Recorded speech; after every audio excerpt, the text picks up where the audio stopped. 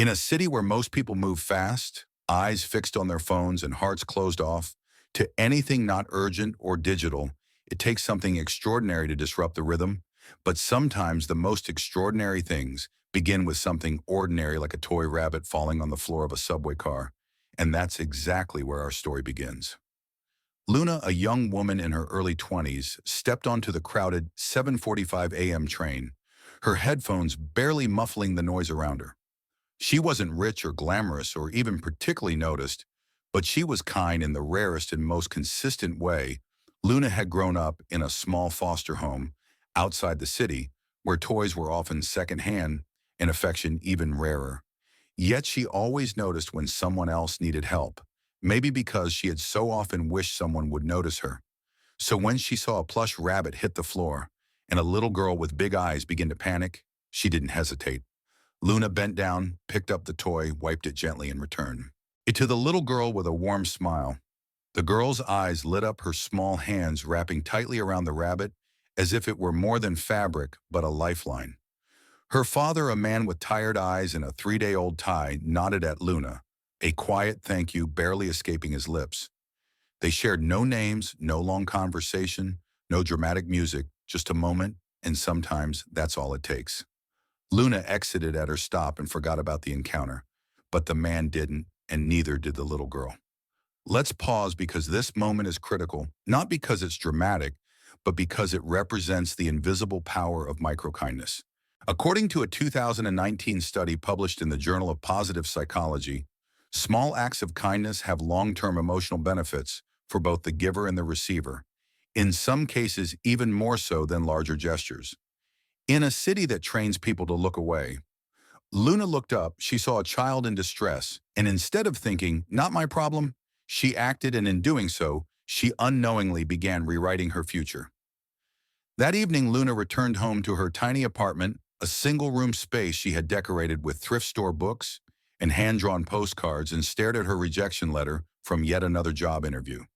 She had applied for an internship at Bright Tech, one of the city's leading innovation firms, known not only for its cutting-edge products but for its ruthless culture. She had dreamed of being part of something bigger than herself, of finally being seen not just as a number, but as a person with potential.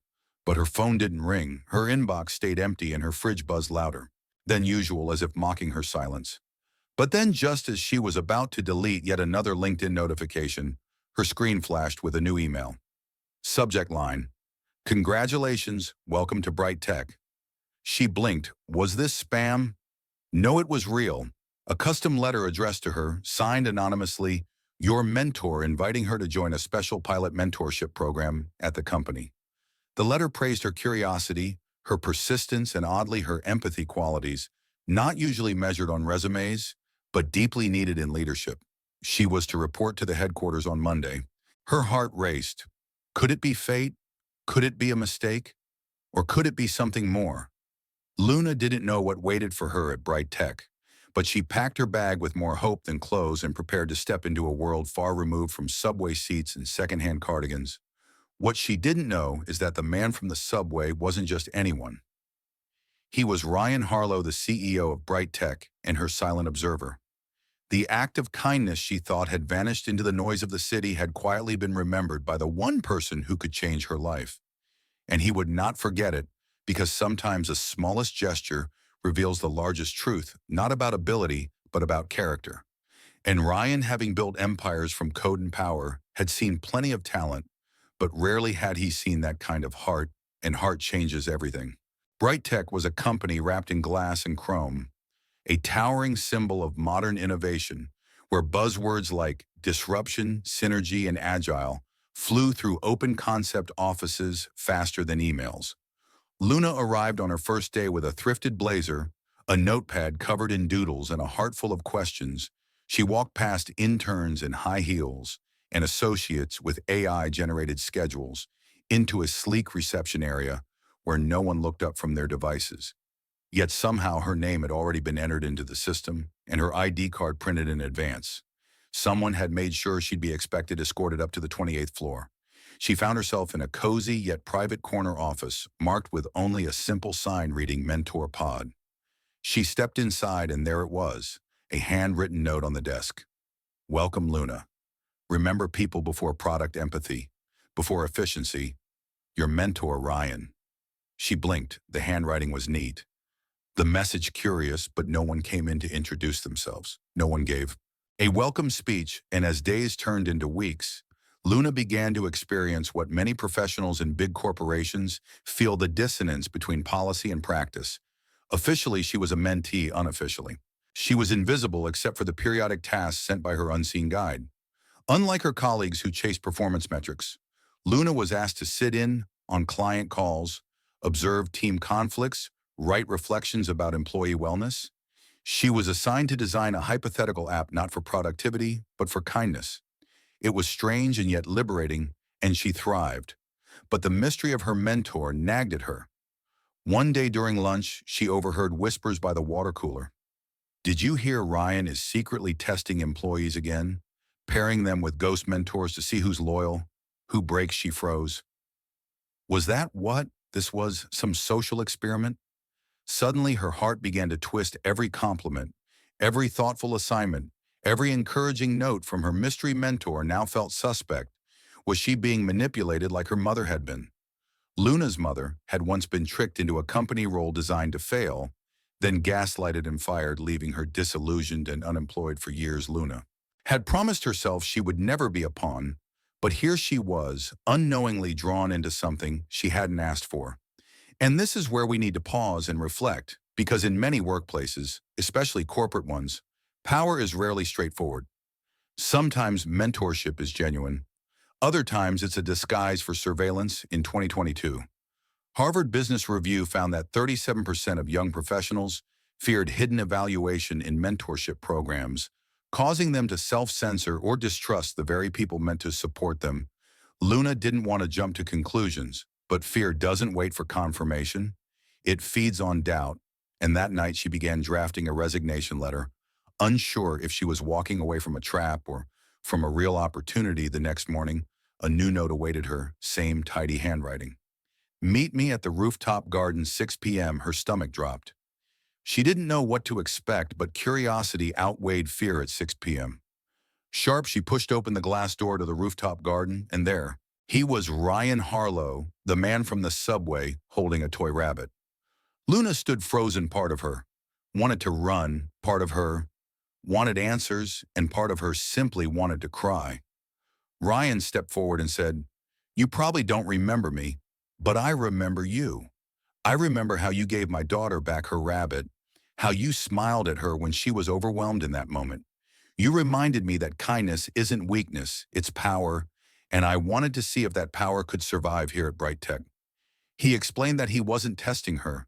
He was protecting her from the politics of onboarding, giving her time to adapt in her own rhythm. She didn't speak immediately. The storm of emotions didn't know which gate to exit. But then a small voice behind them said, "Luna, you came," and there she was, Cheryl, the little girl from the subway, now bounding forward, holding her rabbit and throwing her arms around Luna's waist. In that moment, Luna didn't feel like a pawn. She felt like a person being seen, not watched, being trusted, not judged, and in the silence that followed, she realized that not all mysteries hide traps. Some conceal gifts waiting to be unwrapped slowly. After the rooftop meeting, something in Luna shifted, not dramatically but subtly, like a new melody finding its place in an old song. She continued working at Bright Tech, but now with sharper eyes and a slightly guarded heart. Though Ryan had opened up, though Cheryl had embraced her, though the toy rabbit was now safely nestled in her office drawer, there was still a part of Luna that couldn't fully shake the weight of doubt. Because kindness is often its own test. When you're used to being overlooked, generosity feels risky, and being noticed suddenly feels like a trap. Soon after the rooftop moment, Luna's connection with Ryan and Cheryl became the subject of office whispers. They called her the CEO's pet, the emotional project, the girl who got in through pity, not merit. Those words didn't come from strangers, but from coworkers. She had shared desks and ideas with people she had brought extra coffee for during late nights and wished happy birthdays to on Slack. And this is where so many people break, not because they aren't strong, but because betrayal is heavy, especially when it wears a friendly face. Luna began avoiding the break room, leaving early declining Cheryl's playful invitations to dinner. She wasn't angry. She was afraid of what it meant to belong, what it cost to be seen, when everyone else was still trying to be invisible in a competitive environment where vulnerability was considered a weakness. Luna's quiet strength became misunderstood. And let's be honest, this mirrors what so many women, especially women of color, or those from underprivileged backgrounds experience in professional spaces. Success brings suspicion, empathy gets mistaken for manipulation. Forbes reported in a 2023 survey that 64% of young professionals who advance due to soft skills rather than traditional credentials experienced backlash from peers who felt threatened or confused by their rise.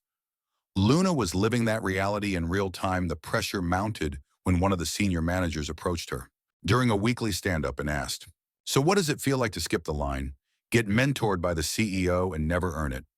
Like the rest of us, her words were coated in sugar, but Luna felt each one like shards of glass.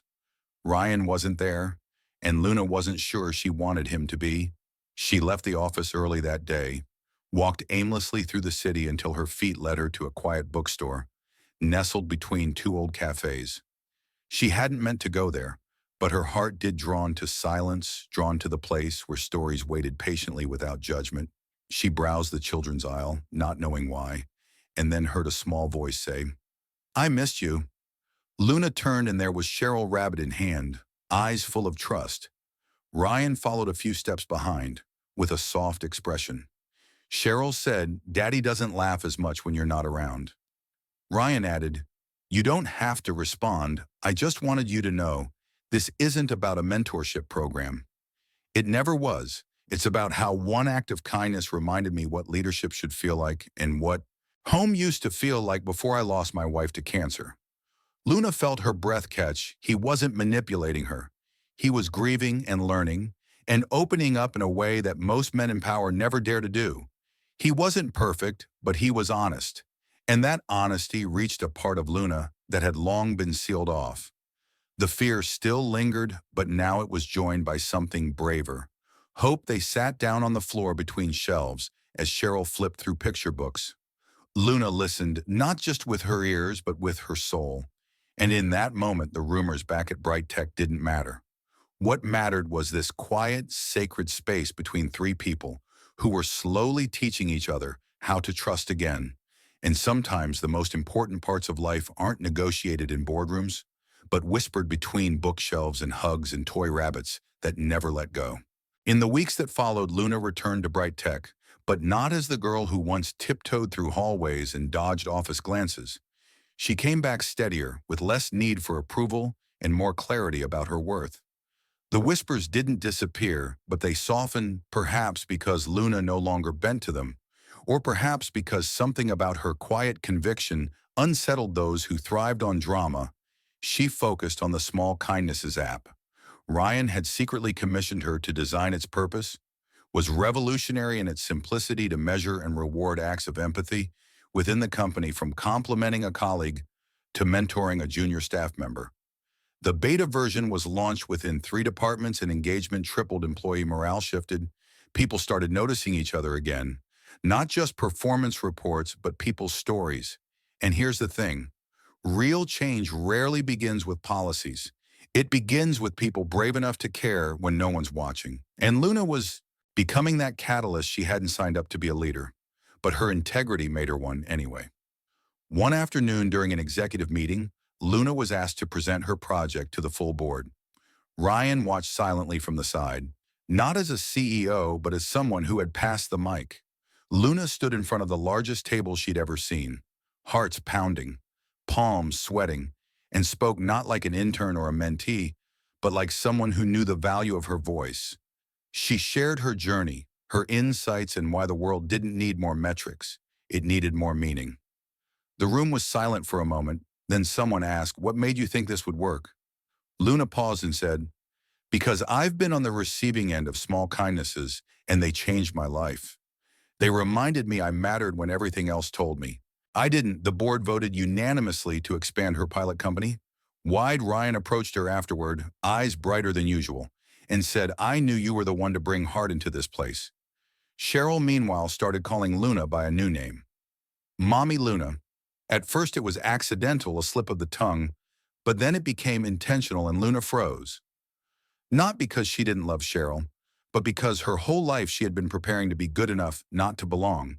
She wasn't sure she knew how to be someone's mother or partner or anything so permanent. Yet she loved Cheryl deeply, and her affection for Ryan had grown too, not in a whirlwind romance way, but in a steady, slow trust-building way, like roots learning to grow after a long drought one evening over tea. Luna said to Ryan, "I don't want to be something temporary in Cheryl's life or yours, but I'm still figuring out who I am." Ryan nodded. "I'm not asking for a decision. I'm asking if I can keep showing up while you do." They agreed not to label it. But to build something real, and building real things is risky. It means welcoming potential, heartbreak, rejection, misunderstanding, but it also means healing, creating belonging, and rewriting what family can look like. Especially for those who never had a blueprint. Real-life stories echo this journey. Take, for example, author Jeanette Walls, who chronicled her unstable childhood in The Glass Castle. She grew up thinking she had to earn love by surviving until she realized love that's earned through suffering isn't love at all. It's trauma. Luna's story runs parallel. She realized that kindness offered freely, not earned through pain, was what she had needed all along. And now she had the power to give that back to others, not as a reward, but as a beginning. She no longer walked through the company halls afraid to be seen. She smiled at Cheryl's drawings taped to her desk, accepted Ryan's respect as normal, not miraculous, and allowed herself the radical gift of belonging, not because someone gave it to her, but because she claimed it for herself. The Bright Tech annual gala arrived with all the shimmer and spectacle expected of a tech empire. Chandeliers lit like constellations, a ballroom humming with polished shoes, expensive perfumes, and carefully rehearsed smiles. Luna stood in the mirror of her modest apartment, now upgraded but still quiet, staring at the simple navy dress she'd chosen. She wasn't trying to impress anymore. She was arriving as herself, and for the first time that was enough. As she entered the venue, the crowd parted slightly, some out of curiosity, others out of respect. Ryan stood on stage, already speaking, introducing the new corporate-wide program. Small kindnesses, his voice steady but emotional. He said, "We often think innovation is about what we build, but sometimes it's about what we remember to feel, and this program was born from one subway ride and one woman who bent down to pick up a toy rabbit." The screen behind him flashed a still image of Luna and Cheryl on the rooftop garden, Cheryl's little arms wrapped around Luna's neck, and the rabbit caught mid-jump. The audience gasped softly, then applauded. He invited Luna to join him on stage, not as a mentee, but as a co-creator. And as she stepped up, Cheryl ran across the stage holding a handmade certificate, reading "World's Best Almost Mommy." Luna bent to receive it. Luna bent too. Cheryl whispered, "Will you be my real mommy now?" The entire room faded. The gala, the applause, the projections, as Luna wrapped Cheryl in her arms and said quietly, "Yes, if you'll still let me learn as I go." And in that moment, no career achievement, no financial bonus, no recognition could rival the warmth of that chosen title, Mommy. It was earned not through perfection, but through presence. And this is what so many people miss in the rush of modern life. The most lasting impact we have is rarely in what we say, but in how we show up when no one's watching. Luna hadn't planned any of this. She had simply done the right thing without expecting a reward. And yet that single act created ripples that changed an entire company, a child's life, and her own identity. And that is the quiet power of compassion. Like Glennon Doyle once said, "The world doesn't need more shiny people. It needs more soft ones. Soft with courage, soft with boundaries, and soft enough to stay kind in a culture that demands edges." Months later, Luna transitioned into her new role as Director of Human-Centered Innovation. She didn't lead with fear or force, but with care. Cheryl thrived now, drawing family portraits with three figures: Luna, Ryan, and herself always holding hands, and the rabbit, now a permanent resident of Luna's office, sat on a shelf beside awards and a sticky note that read, "Remember where it all began." Luna's story isn't a fairy tale. It's a real possibility in a world that rewards hustle and punishes hesitation. We need more reminders that the smallest action can reshape a life, picking up a toy, returning a smile, listening instead of judging. And in that spirit, here's the takeaway for all of us. You don't have to have wealth, power, or status to change someone's world. Sometimes all it takes is noticing when something or someone has fallen and choosing to bend down, pick it up, and return it with love. Because the heart that chooses to care when it doesn't have to is the heart that builds the world we all wish we lived, in one kindness at a time.